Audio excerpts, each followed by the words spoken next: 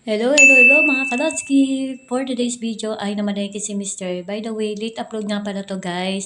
So ayan, nagpabila ako ng palabok. And tingnan nyo naman yung isang order ay para na makatubas naman sa dalawang kakain. Napakalaki! At talagang busog-lusog ka naman sa dami ng isang order. Tingnan nyo naman guys. So ayan, lagi ako nagpapabili ng palabok pag namamalengke si Mr. By the way guys, ay naliligo muna si Mr. Sabi ko maligo ka na muna at ayusin ko na muna to ating kakainin na almusal na palabok. And yes, hindi pwede mawala ang kape sa almusal. Kahit naman hindi almusal ay kape is forever is life talaga. Anyway, so ayan, naghihintay na tayo na matapos yung ng coffee na iyan, yung coffee machine. And then, ayan, at tayo magsasali na. By the way, yung color green ay kay Mr. Yung color red yung atin. And then, ayan, at sinasalin ko na. Kaya lang, dun sa malit na lagayan ng brood na iyan, eh, talagang sakto lang sa malit dapat na mat. Kaya, ganyan kaunti yung aming brood. So, anyways, okay lang yan dahil kahit kaunti matapang yan. O, diba, nakanda-kalat-kalat sa pa ang paglalagay ni Nunalot ng kape. O, diba, sa jambura. Sorry naman. Anyway, so ayan na, halu-haluin na natin at kain na ako sa palabok. And ayan, dali na natin sa mesa at kain na tayo. So after namin kumain, and yes, hindi ko na pinakita, and yan, yung pinili ni Mr. na saging. And then itong dalawang melon, eh ito yung laging nakakwento ko kung napapanood yung vlog ko na lagi may bumibili kami ng mais, mga kamote, mga watermelon, dun yung sa matanda na gagaling sa may Guagua, Pampanga o Apalit, Pampanga. So anyway, yung dalawa niyan ay 90 pesos. And then ayan, balik na tayo dito sa mesa. Pag palengke talaga, palengke day, magulo yung palengke. Magulo yung palengke, magulo yung kusina. And then habang nagluluto si Mr. Disco, yung aming alagang baby to ay nandun sa paanan niya.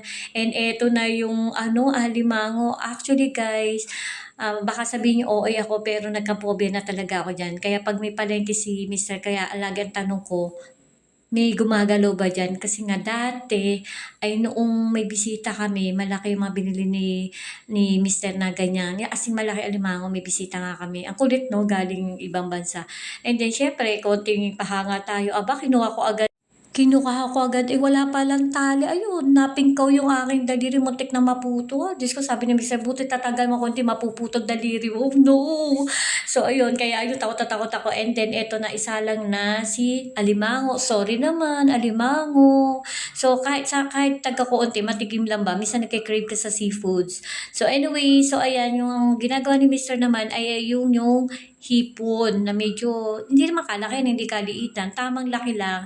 And anyways, ayan, lalagyan niya lang ng konting asin, and then yun na.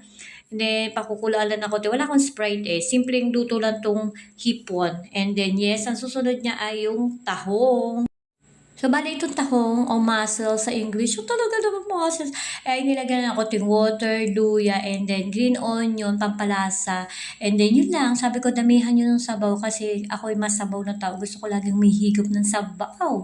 Anyway, so ayan, at isasalang natin. Ay, paluto na si alimango. Pagkatapos ni alimango, saka natin isasalang ang tahong at dalawa lang yung ating gas burner.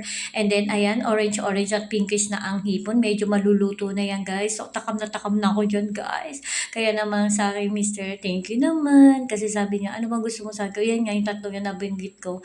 And then, yun nga, baka maisip niya matanong, ba't hindi ako namamalengke? Mas sanay po si Mr. Mamalengke sa bayan ng Malolos. So, anyway, so ayan si Thor nakahiga at aga naman inaabangan ng kanyang daddy. Wow!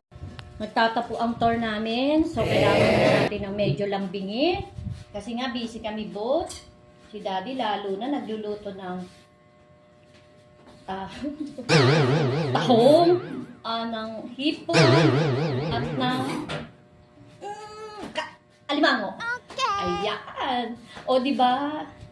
Ay, iniisip mo, hindi mo pa masabi. Ano ba? Oh my God. Naman. O, sige. Tan, tan, tan. Baby. O, siya mga Kalotsky. Hanggang